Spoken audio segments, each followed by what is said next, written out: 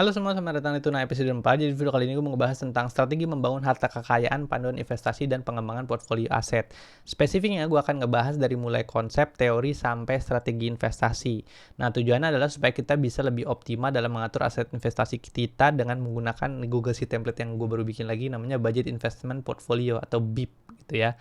Nah, again, tools ini sebenarnya harapannya gue membagikan tools ini, tujuannya adalah supaya gue bisa kemudian bisa berkontribusi sedikit gitu untuk meningkatkan harta kekayaan teman-teman gitu. Terus juga ya gue bisa sharing aja gitu. Ini gue pakainya kayak gini gitu. Mungkin ada teman-teman juga yang pakai tools-tools lain atau segala macam dan gue pengen diskusi gitu. Kalau ada yang pakai ini, oh mungkin ini lebih bagus segala macam, mungkin gue bisa dapetin referensi yang lebih ciamik lagi dari teman-teman semua gitu.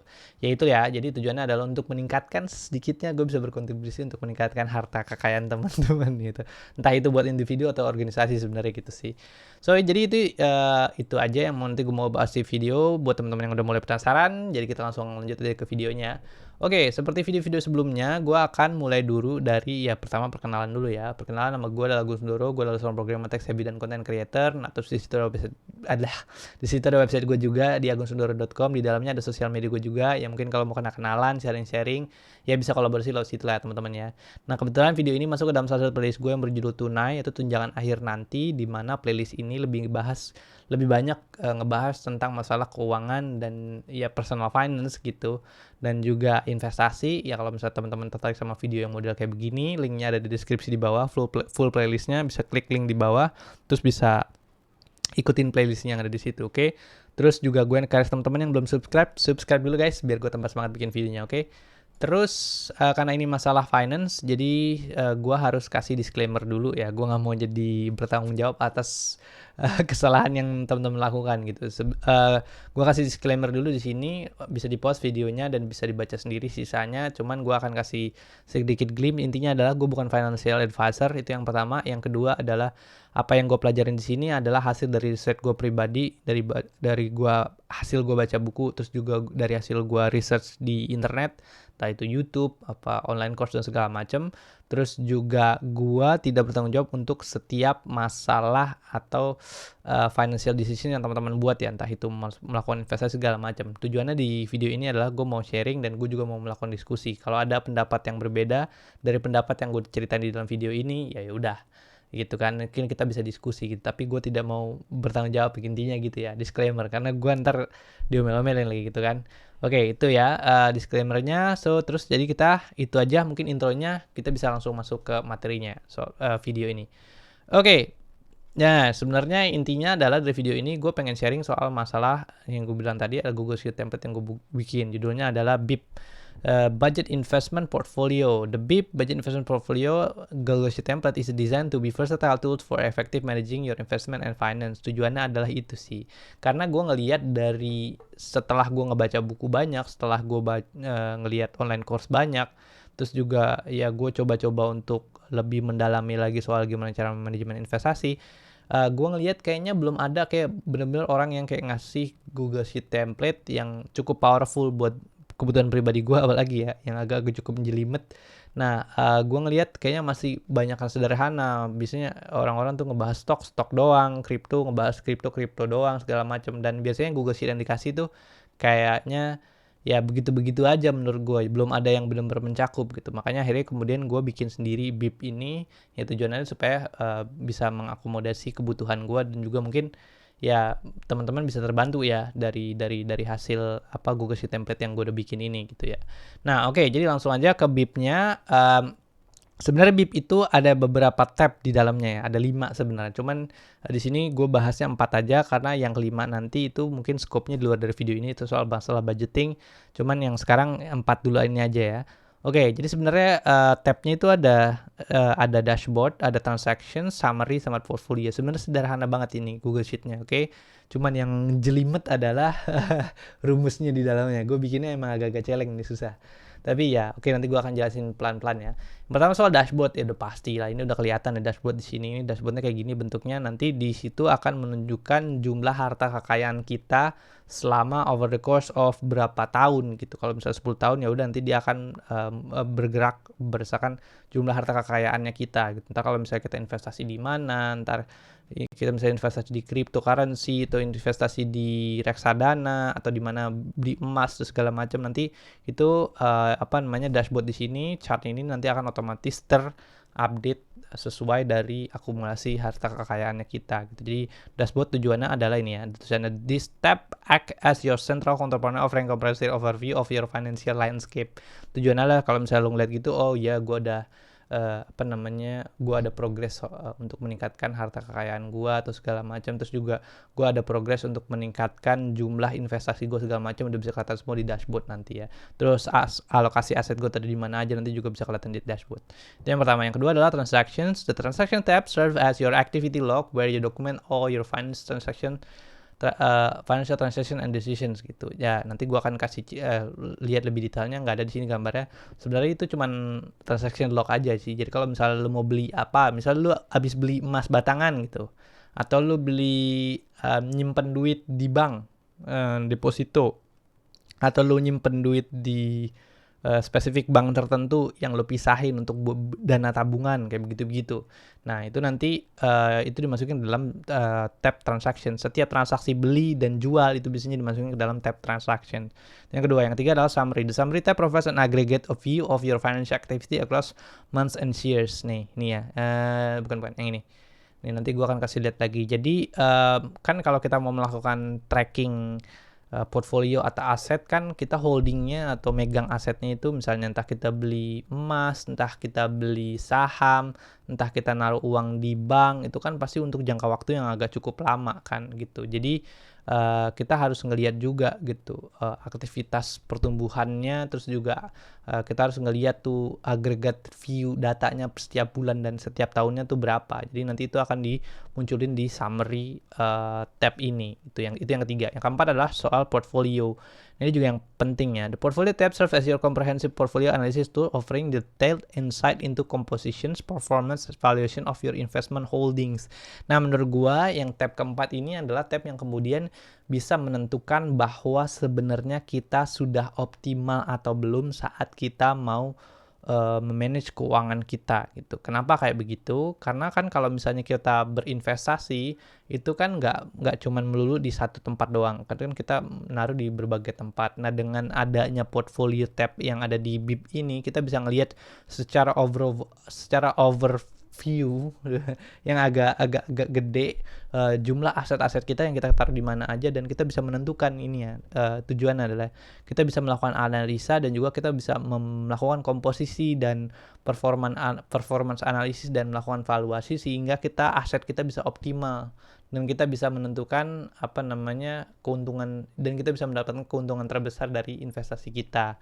Misalnya kayak kalau yaudah gue beli emas nih karena harga emas lagi mulai naik sekarang gitu, atau ntar dulu beli emasnya karena harga emasnya tuh lagi tinggi banget, tunggu sampai besok beberapa hari lagi kayaknya emas akan turun gitu, kayak begitulah. Jadi bisa diatur di tab portfolio ini gitu. Jadi itu yang gue buat, atau itu sedikit overview soal masalah budget investment portfolio Google Sheet template. Oke. Lalu kemudian ada lagi sebelum gue masuk ke dalam Google Sheet template-nya, gue mau ngebahas dulu tentang masalah sedikit teori ya, dikit aja teorinya.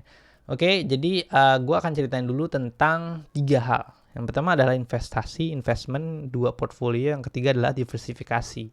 Oke, sebenarnya kalau kita mau ngebangun suatu kekayaan atau kita mau membangun suatu mau berinvestasi, kita harus tahu 3 konsep ini ya. Yang pertama investment, udah pasti dong. Lu mau berinvestasi, investasi itu apaan? Lu nggak tahu artinya kan?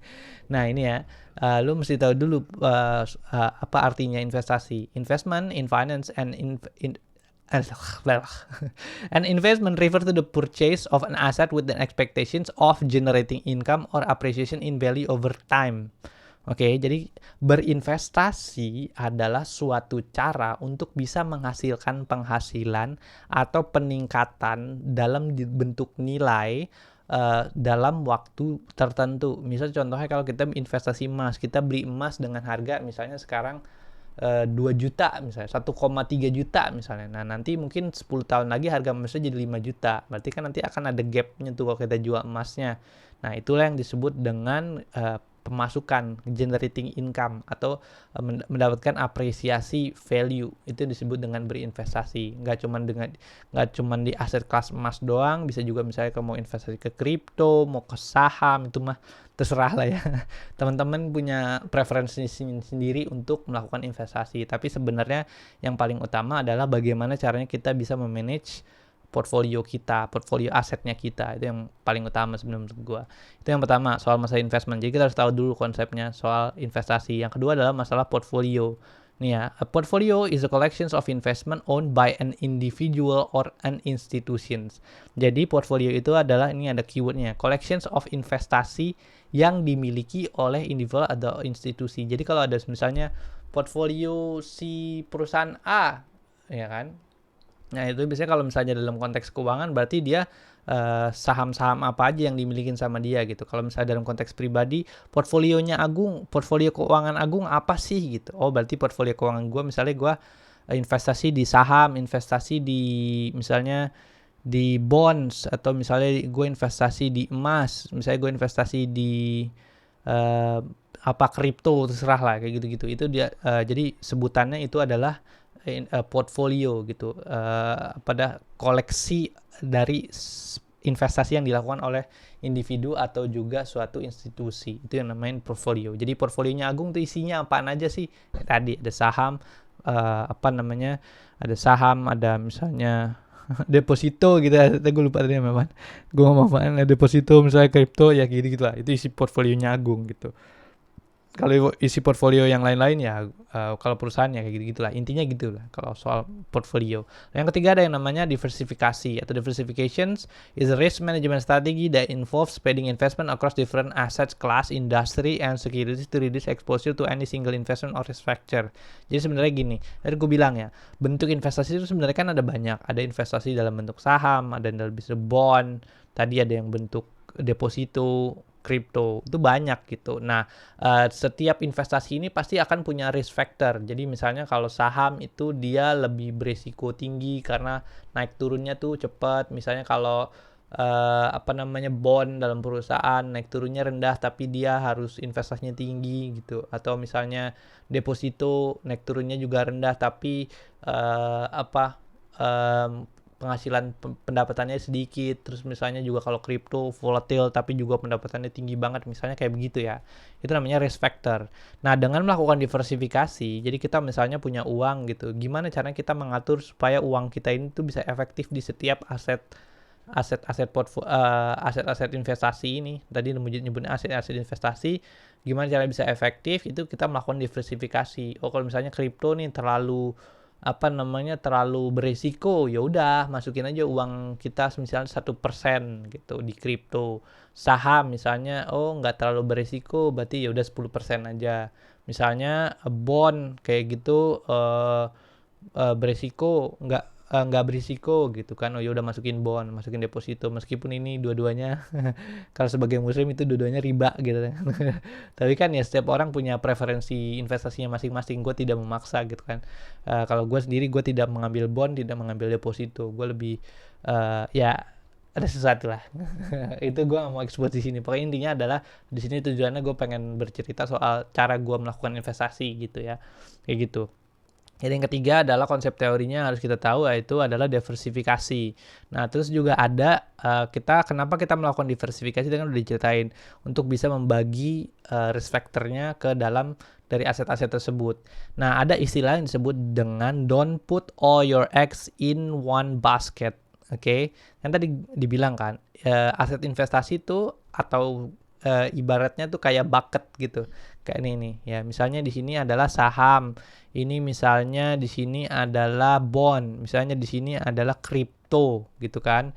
Nah, jadi ini telur ini ibaratnya adalah uangnya kita. Kalau misalnya kita taruh semua uang kita di dalam cryptocurrency, kalau terjadi sesuatu sama kriptonya, bitcoinnya gitu misalnya, terjadi sesuatu, ya udah selesai hidup lo gitu kan. Tapi kalau kita bisa melakukan diversifikasi, misalnya kita cuma taruh uang di sini cuma 1 juta, yang di sini 2 juta, yang di sini misalnya berapa 7 juta gitu, jadi 10 juta total. Berarti nanti kemudian kalau ada terjadi kegagalan di antara bucket investasi ini, jadi telurnya yang pecah nggak semuanya pecah gitu. Misalnya ini nggak sengaja nih kotak ini tuh tumpah terus telurnya pecah, tapi kan kita masih punya 2 kotak yang lainnya. Itu disebut dengan diversifikasi. Makanya para financial analyst gitu biasanya nyebutnya jangan taruh telur lu di dalam semua, atau jangan taruh uang lu di dalam satu basket doang. Nanti kalau ada terjadi sesuatu lu repot gitu. Itu sih, itu namanya strategi investasi, lu melakukan diversifikasi. Nah, terus kemudian lanjut lagi, kenapa melakukan diversifikasi itu terus juga mempelajari term tadi dari investment portfolio, diversifikasi segala macam itu penting untuk bisa meningkatkan harta kekayaan. Kekayaan kan kita tujuannya adalah kita pengen tajir gitu kan. Kita pengen meningkatkan harta kekayaan kita gitu. Gimana caranya? Kenapa kita harus perlu tahu konsep-konsep tersebut? Ini ada penjelasannya. Understanding this concept is crucial for building wealth and achieving financial goals for several reasons.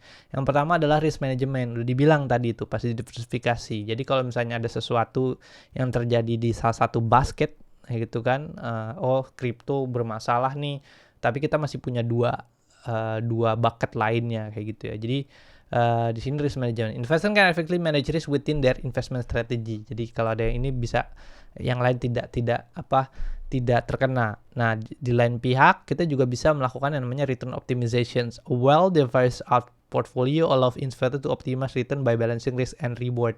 Jadi kalau tadi kotaknya ada 3 atau basketnya ada 3, jadi yang ini mati, yang ini 2 tetap menghasilkan kayak gitu. Jadi itu kita bisa menentukan dua hal tadi, bisa menentukan mengoptimalkan pendapatan dari hasil investasi kita gitu. Jadi itu yang kedua. Yang ketiga adalah financial goals alignment. Understanding and investment principle have investors align their portfolio with their financial goals.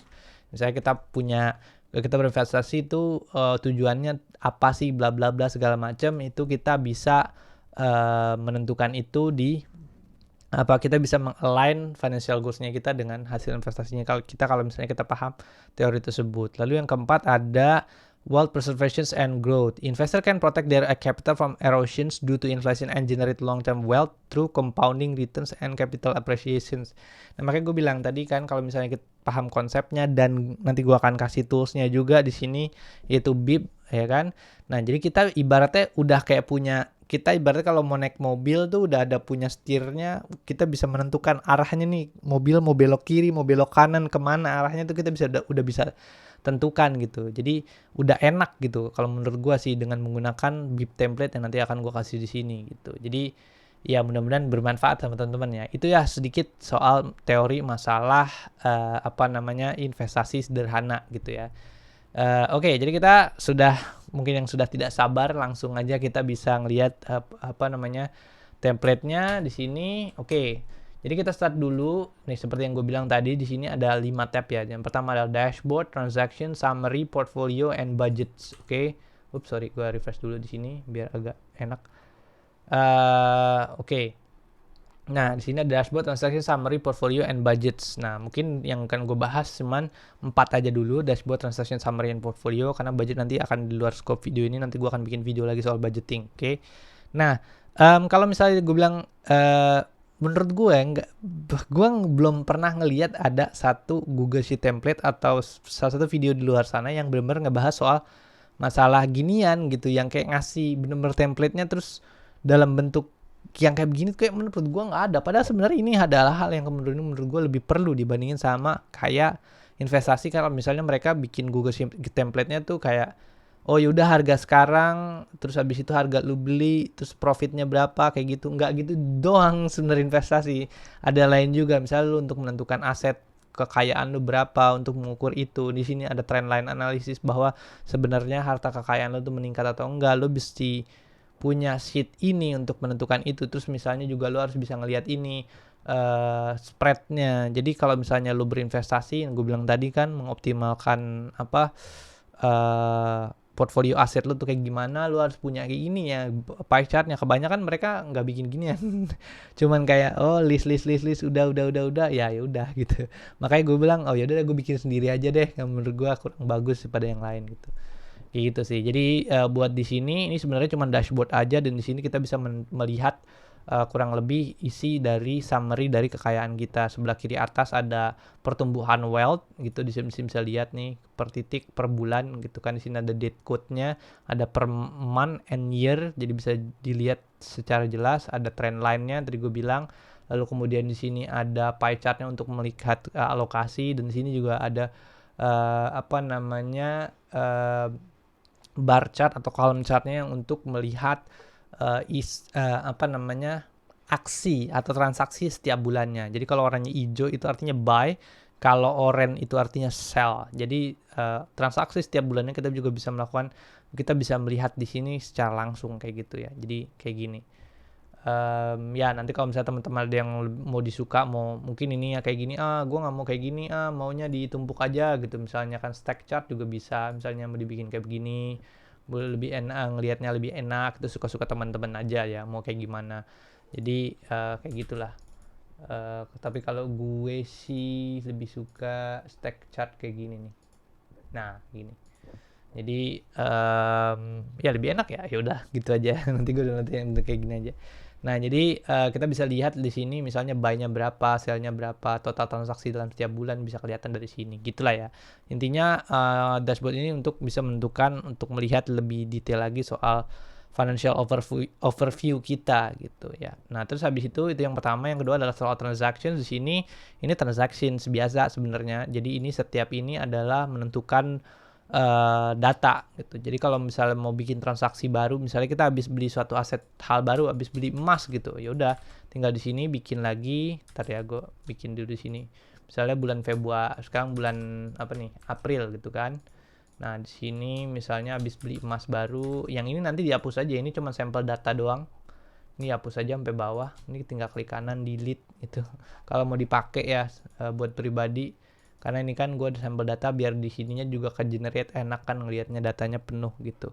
Nah jadi di sini misalnya sekarang udah bulan April, terus kita set di tanggal hari ini, misalnya April 27, misalnya e-money GoPay ya, ibaratnya gue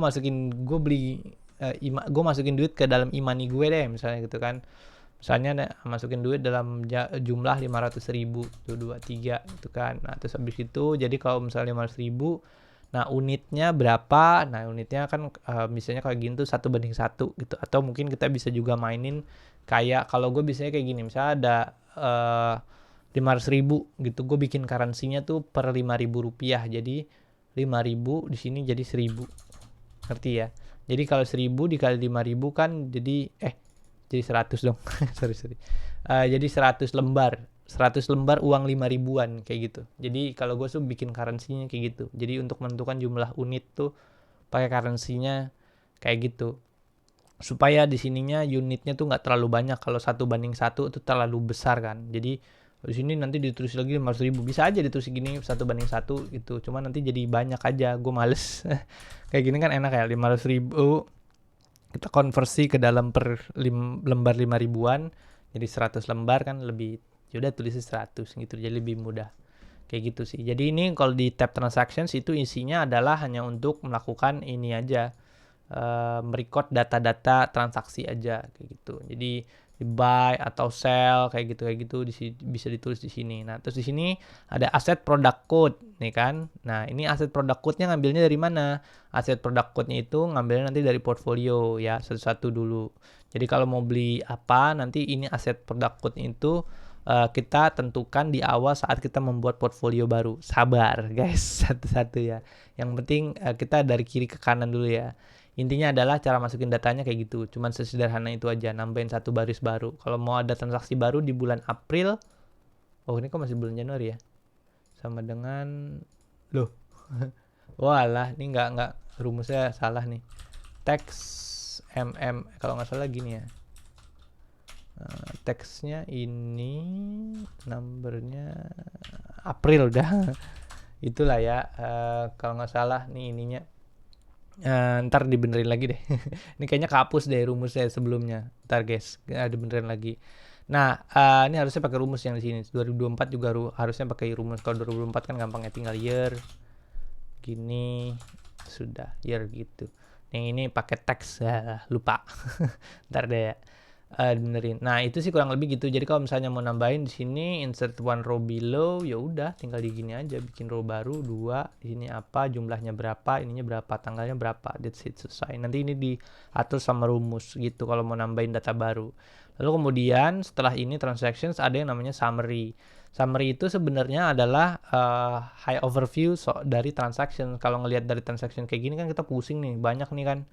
Oh, yang gimana gitu, kita nggak bisa ngeliat secara lebih lebih agak mundur dikit gitu untuk bisa menentukan arah investasinya kita. Akhirnya gue bikin ini lagi summary gitu. Summary ini berfungsi untuk ya mensummarikan aja investasi gue per bulan tuh berapa. Jadi bisa benar-benar kelihatan di sini. Meskipun di dashboard udah ada di sini, cuman kalau mau ngelihat lebih detailnya, kita bisa ngelihat di summary di sini ya. Jadi buy-nya berapa, jumlah transaksi pembelian investasi gue berapa, misalnya gue berapa banyak sih dalam satu bulan gue beli emas, itu bisa kelihatan di sini. Misalnya berapa banyak gue jual emas, misalnya berapa banyak gue beli kripto, berapa banyak gue beli sell, itu bisa kelihatan di sini. Sebenarnya ini agregasi ya, semua investasi. Jadi setiap bulan, misalnya dari bulan Juni gue investasi berapa banyak gitu, Juli berapa banyak setiap tahunnya gitu, sampai all the way. Ini gue set 5 tahun sampai 2028. 4 tahun sampai 2008, dari 2024 gitu ya. Nah, jadi kayak gitu. Jadi bisa kelihatan di sini dan kita bisa ngelihat juga data wealth dan profit gitu ya di sini. Nah, kayak gitu. Itu yang summary.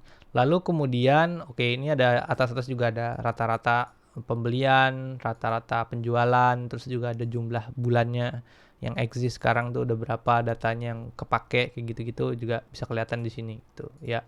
Nah, terus kemudian lanjut lagi ada portfolio.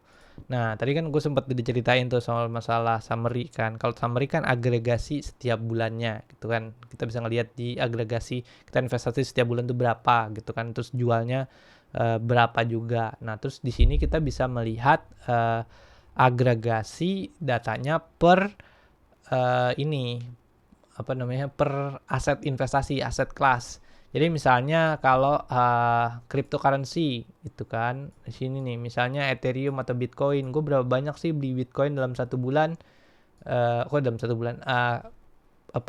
Kepemilikan aset Bitcoin gue tuh ada berapa gitu misalnya. Nah, nanti kita bisa lihat di sini. Nih ada aktifnya. Jadi kita bisa ngelihat tuh di bagian aktif di sini. Jumlah yang kepemilikan yang gue miliki ada berapa di sini. Unitnya ada berapa, price-nya ada berapa, harganya berapa. Price ini tuh kepemilikan. Gua kasih contoh, misalnya kalau di sini ada bank BCA gitu kan, terus ada main card. Jadi di dalam bank BCA gue punya duit berapa sih di dalam bank BCA? Itu kita bisa lihat di sini itu ada aktifnya sekitar 154.387 dengan jumlah unit 1,27 gitu ya. Ini kan data ngasal aja, tapi intinya kayak gitu. Kalau kita mau bikin ini per 5.000 rupiah, berarti kan sebenarnya ada berapa tuh? 30 lembar, 31 lembar kan, berarti gitu. Nah, itu sih.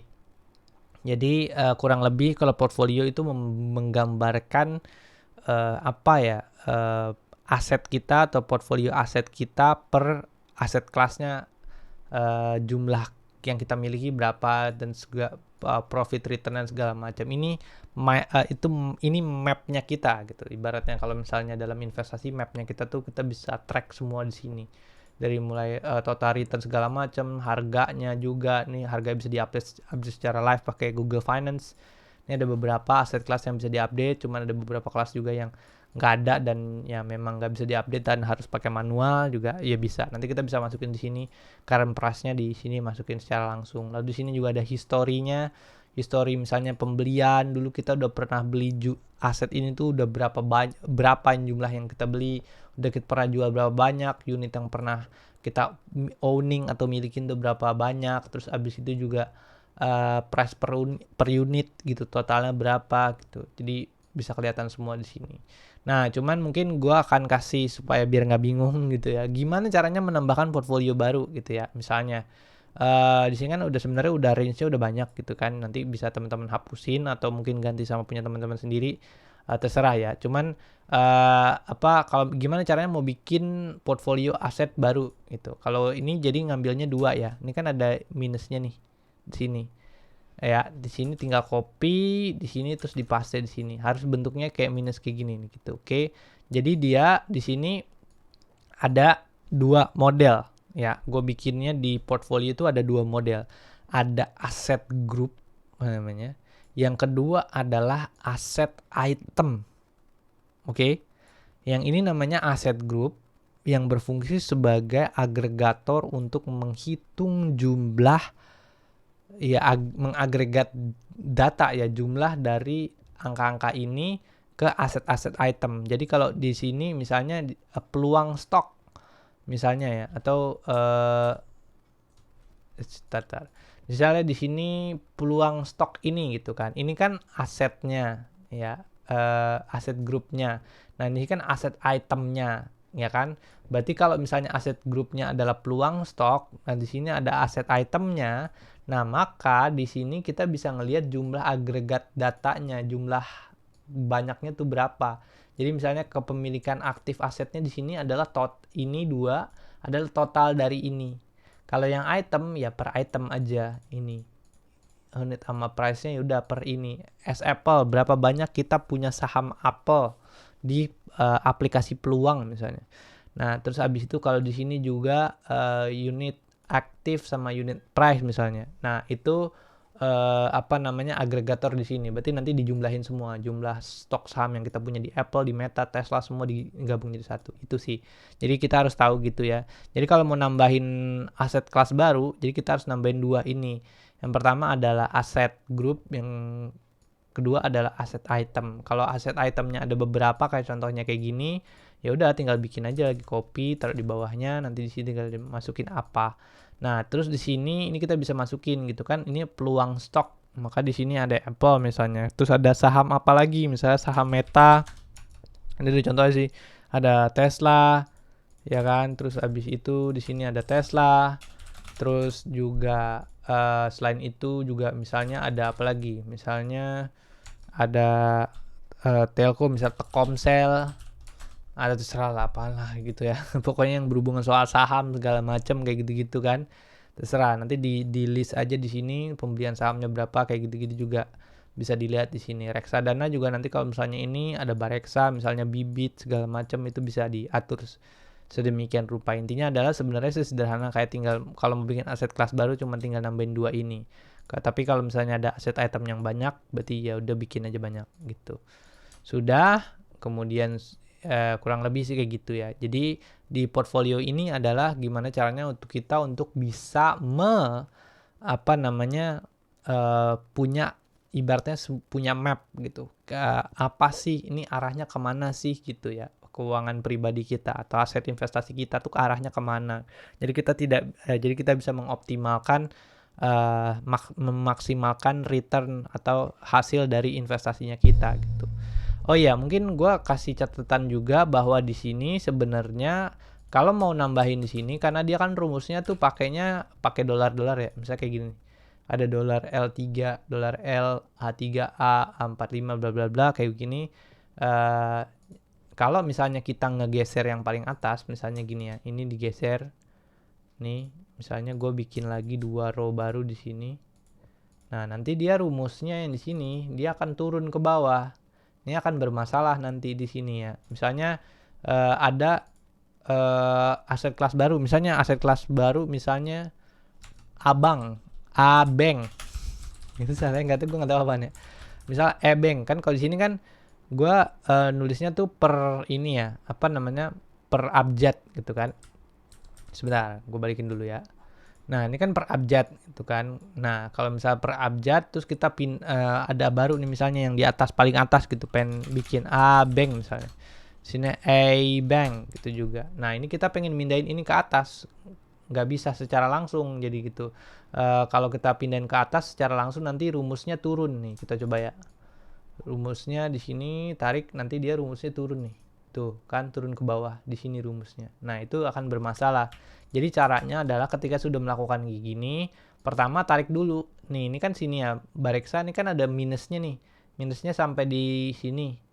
Tarik dulu sampai di sini, lepas. Udah nih, udah di bawah Bareksa MM. Ini Bareksa MM-nya, blok ini tarik ke bawah. Ceret. Nah, jadi nanti rumusnya nggak berantakan nih. Tuh, sama kan? Tuh, rumusnya tetap di atas sini gitu. Itu sih mungkin kejelekannya dari Google Sheet ya. Dia auto detect, tapi auto detectnya belum sepinter itu gitu. Kalau kita narik-narik ini yang ke atas, dia masih belum bisa ini. Jadi cara ngebenerin kayak gitu. Tujuannya apa? Supaya ini rumusnya nggak rusak. Karena ini rumusnya cukup jelimet ya bikinnya tuh. Rumus-rumusnya kalau kita mesti bikin awal lagi, ininya harus dibenerin lagi, repot gitu. Jadi kalau bisa kita membuat ininya tuh harus benar-benar hati-hati gitu sih. Jadi itu ya, kalau mau menambahkan aset kelas baru yang mau ditaruh di paling atas, caranya gitu. Oke, ini gue balikin lagi, ini gue hapus dulu lagi supaya lebih clear, lebih jelas. Terus kalau sudah, nah nanti di sini dalam aset ini tuh kan tadi gue bilang ada aset group, ada aset class. Di sini ini namanya aset group code. Nah, aset group code tuh bisa kombinasi apa aja. Ini gue bikinnya misalnya nama aplikasinya strip, stock atau saham segala macam. Lalu kemudian di sini ada juga di sini namanya name, aset item. Misalnya aset itemnya adalah Apple. Misalnya kan kayak gini. Nah, nanti kalau kita tulis di sini, ini yang harus wajib kita isi sendiri dari sini. Yang kita isi sendiri. Nah, di bagian sini ini kombinasi rumusnya. Udah ada rumusnya. Nanti dia akan nge-generate code sendiri. Sebagai contoh misalnya transactions yang tadi kayak e-money GoPay Mas. Nah, ini ngambilnya tuh dari sini, code yang ada di sini nih. Jadi isi dulu aset grupnya, aset itemnya, kemudian di sini udah ada, nanti tinggal diambil. Copy. Nah, misalnya atau peluang as Apple, ini di copy nanti di sini. Nah, ini di klik kanan, paste-nya paste special values only. Soalnya itu kan pakai rumus ya, nanti takutnya rumusnya pindah ke sini. Jadi kalau udah, ini kita dapat deh code-nya. Code-nya ngambilnya dari portfolio tadi. Gitu sih. Jadi menurut gua ini cukup efektif sih menurut gua ya, dibandingin sama yang gua lihat di YouTube yang lain juga kayaknya mereka masih cukup bermasalah gitu kalau misalnya mereka bikin apa ininya apa namanya bikin rumus-rumusnya hanya mengandalkan harga aja. Tapi kan sedangkan kalau misalnya kita pakai BIP ini kita bisa mendiversifikasi semua aset kelas kita apapun bentuk aset kelasnya. Kalau kita lihat di portfolio sini aset kelasnya itu kan banyak banget ya. Ada money market atau pasar uang, ada saham, ada bank, standar bank, di duit kita di ATM tuh ada berapa yang kita punya, kita bisa tahu. Lalu ada komoditi tuh misalnya emas atau silver yang mau kita beli secara fisik gitu, atau mau masukin e-money, ada GoPay gitu kan. Oh ya, kalau misalnya udah punya suami atau udah punya istri gitu kan, misalnya jumlah uang suami berapa, jumlah uang istri berapa, itu bisa dimasukin sini gitu. Jadi kita bisa nge-track jumlah angkanya berapa gitu. Terus juga misalnya ini bank juga, Bank Jenius gitu kan. Jenius kan punya set of itemnya masing-masing gitu kan. Jadi bisa dipecah-pecah. Ini buat suami, misalnya ini buat istri, terus juga PA, mungkin personal asset nanti gue bahas di video selanjutnya di bagian budgeting. Terus juga yang di sini misalnya peluang tadi ada aplikasi kripto, ada stok segala macam, itu kayak gitu-gitu bisa dilihat di apapun aset kelasnya itu bisa pakai BIP ini gitu ya. Budget investment portfolio template gitu. Nah, terus juga mungkin kalau dari sisi gua ya, gue tuh tipikal orang yang cukup males dan kayak nggak punya banyak waktu gitu untuk memanage keuangan gue kalau misalnya terlalu mendetail. Misalnya contohnya gini ya, gue punya e-money gitu kan, gue udah isi e-money gue sekitar 1.500.000 misalnya untuk kebutuhan gue, keperluan misalnya gue mau kalau mau transport segala macam kan kalau di Jakarta repot ya. Misalnya ini mau commute kalau misalnya nggak ada kereta atau apa, kalau malam-malam itu kan repot gitu. Jadi misalnya gue mau naik Gojek atau Gokar gitu kan. Nah, itu gue masukin ke e-money. Tapi kalau misalnya bukan berarti gue setiap kali gue pesen Gojek terus gue catat ke dalam sini dalam bentuk transactions ini ya, enggak, waktu gue habis kalau gue ngelakuin itu. Jadi gue biasanya cuman bilang kalau misalnya di sini, oh iya gue punya di sini ada uang 1.500.000 kayak gitu, and that's it gitu. Kalau misalnya gue beli gue pesen Gojek, pesen Gokar segala macem, ya udah gue nggak pernah catat lagi gitu.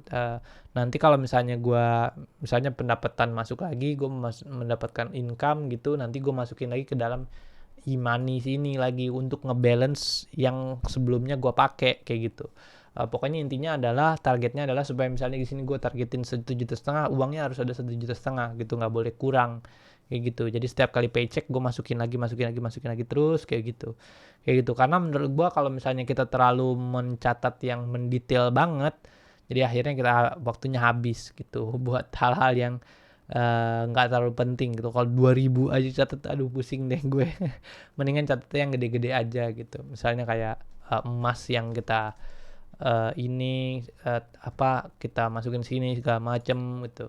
Jadi itu yang biasa gue track sih. Kalau yang kecil-kecil yang 2.000, 5.000 rupiah atau pesen Gojek naik dari sini ke sana misalnya ke stasiun 10.000, ya kayak nggak usah dicatat, ngapain 10.000 gitu kan. Terus berapa kali naik Gojeknya kan, udah sehari aja udah berapa kali, lupa nanti kita kan.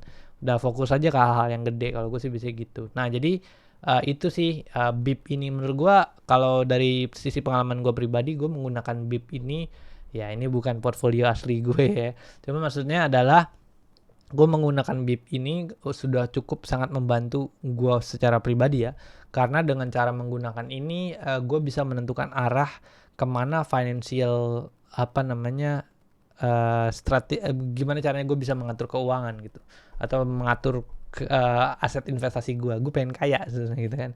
Nah jadi dengan cara melakukan itu, dengan ini semua gue bisa melakukan menstrategikan ulang dan mengoptimalkan hasil investasi gue. Cuman ya yang kita mungkin agak sedikit effort ya untuk bisa mempelajari gimana cara nginputnya, gimana cara outputnya, gimana cara memahami ini tuh yang ini tuh apa segala macam. Cuman menurut gue ini adalah Google Sheet yang menurut gue pribadi, ini gue bikinnya setengah mati menyederhanakan semuanya gitu kan, bikinnya setengah mati. Kalau kita mencoba untuk memahami ini kayak menurut gue adalah salah satu Google Sheet yang paling well crafted. Kalau di luar sana biasanya nggak sedetail ini gitu. Ini gue bikin, kalau gue kan biasa bikin konten atau bikin sesuatu tuh bener-bener detail gitu kan. Jadi menurut gue kalau teman-teman berusaha untuk memahami ini semua, berusaha untuk mencoba nih apaan sih maksudnya, berusaha untuk inputnya gimana, outputnya gimana, dan bla bla bla, nanti pada akhirnya teman-teman sadar sendiri, oh nih ini keren, ini bagus gitu. Karena gue belum pernah ngeliat lagi yang duluan yang sekarang Google Sheets lain ini yang cukup bagus gitu. Atau gue nggak tahu teman-teman mungkin ada juga yang punya template lain dari source lain gitu ya. Ya udah sih gitu aja sih geng, sharing gue kali ini soal masalah tunai, juga Google Sheet template baru gue soal masalah budget investment portfolio ini. Mudah-mudahan bisa bermanfaat teman-teman. Oke, gitu aja teman-teman. Kalau misalnya suka sama videonya, jangan lupa untuk share, like, sama komen. Buat teman-teman juga yang mungkin ada yang lagi struggling mau manage portfolio dan butuh Google Sheet template, mungkin bisa share video ini supaya bisa dapat manfaatnya juga. Oke, dari gue gitu aja. Thank you semua yang udah nonton. Bye bye.